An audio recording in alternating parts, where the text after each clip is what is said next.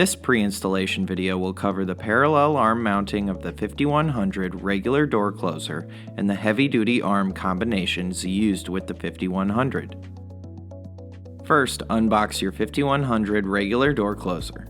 If you are installing the closer in a parallel arm installation seen here on the instruction sheet, this video is for you.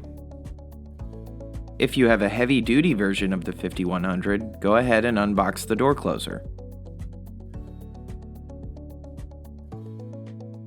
On the top of the instruction sheet, you will see the different heavy-duty arm types available with the 5100. All heavy-duty arms are installed in a parallel arm configuration. Remove the two hex wrenches from the screw packs. The larger one will be used for the spring adjustment and the smaller one for the valve adjustments. For all 5100 installations in a parallel arm configuration, the back check selector valve must be turned in completely.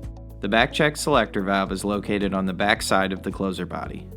Turn the body over to locate the valve and, using the smaller wrench, rotate the back check selector valve clockwise until it is all the way in. The spring power can be adjusted using the larger hex wrench to turn the screw at the end of the closer body. The 5100 door closer is shipped from the factory at a size 3. Consult the instruction sheet to determine whether you need to decrease the spring size or increase the spring size depending on the width of your exterior or interior door. The chart will indicate how many turns need to be made either clockwise to increase the power or counterclockwise to decrease the power.